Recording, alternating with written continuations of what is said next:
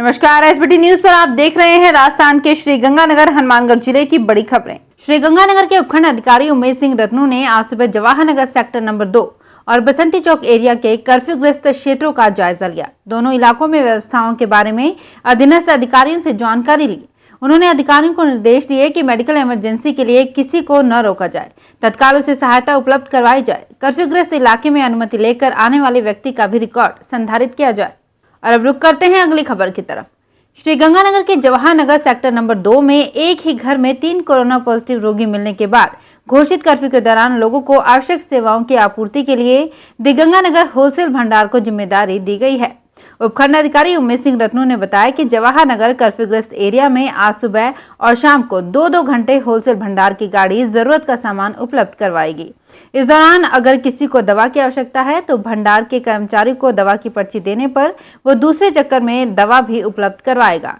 उन्होंने बताया कि आज सुबह सरस डेयरी ने एरिया में दूध उपलब्ध करवाया है।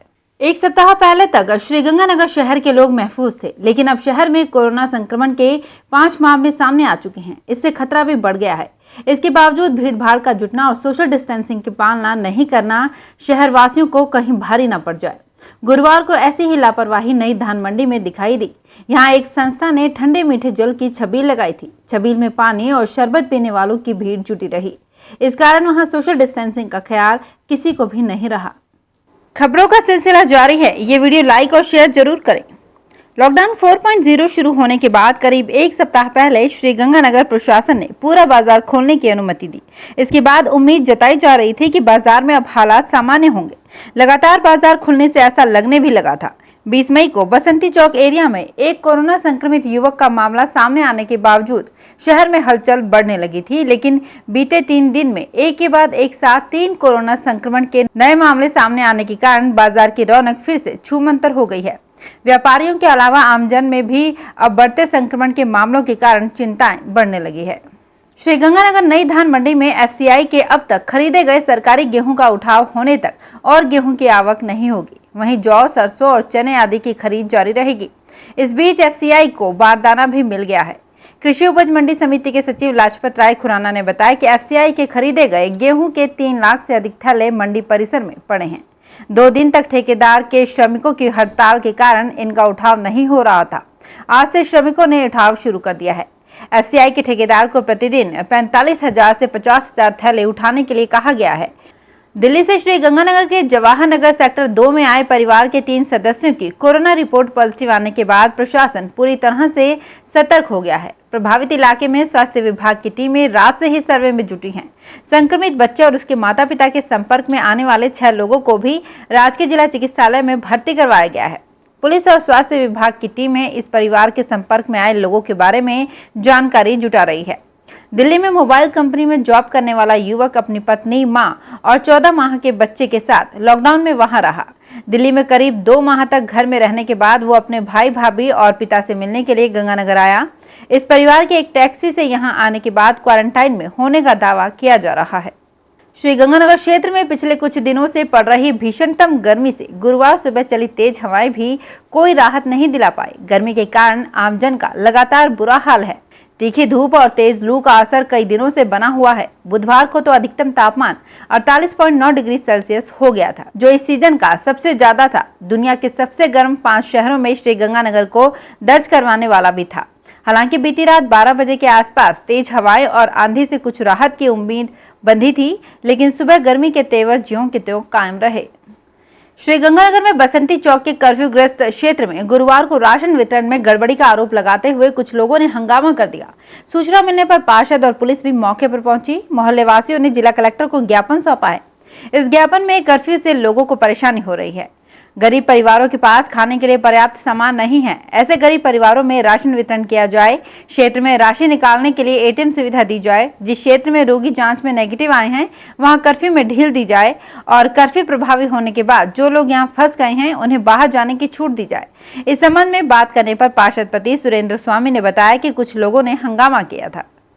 श्रीगंगानगर के दुर्गा विहार हाउसिंग बोर्ड चौराहे पर राष्ट्रीय सेविका समिति श्रीगंगानगर की बहनों और वार्डवासियों ने कोरोना वॉरियर्स का पुष्प माला पहनाकर और पुष्प वर्षा कर सम्मान किया।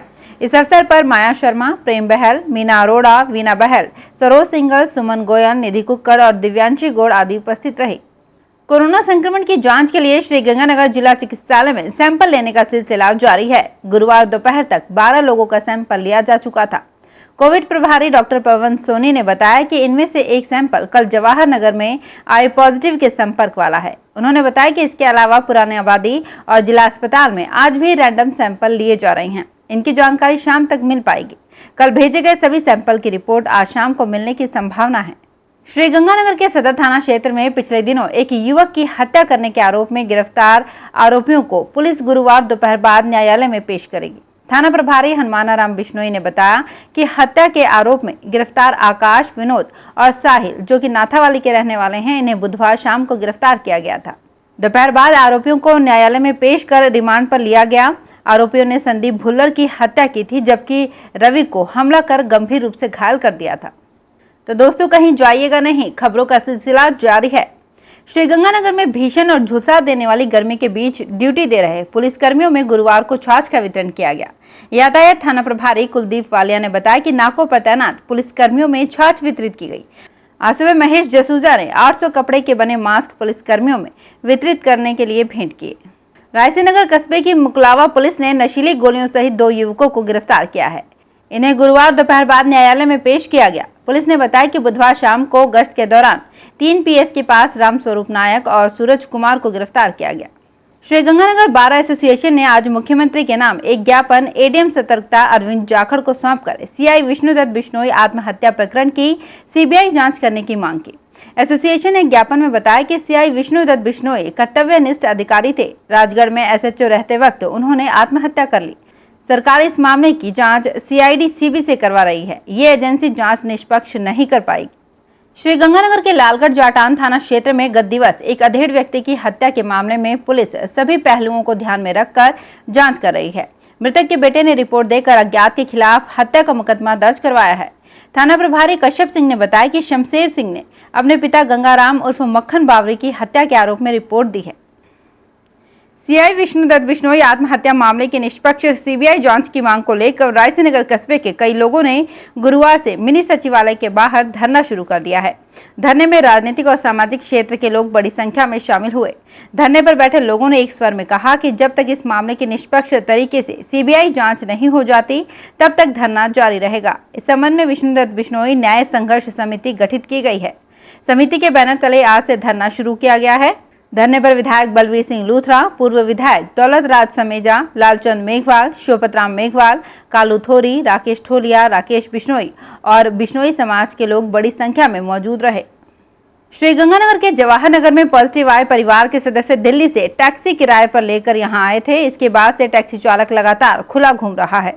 स्वास्थ्य विभाग सूत्रों के अनुसार दिल्ली वाले परिवार को यहां छोड़ने के बाद वो एक अन्य परिवार को शहर से बाहर छोड़ने गया था। अब भी वो राज्य से बाहर अन्य टैक्सी से सवारियां लेकर गए होने की जानकारी मिली है। ड्राइवर के शहर में नहीं होने की जानकारी प्रशासन को भी है। तो फिलहाल इस बुलेटिन में इतना ही। फिर हाजिर होंगे कुछ और बड़ी खबरों के साथ। सब्सक्राइब कीजिए हमारे चैनल एसपीटी न्यूज को और प्रेस कीजिए बेल आइकन पर।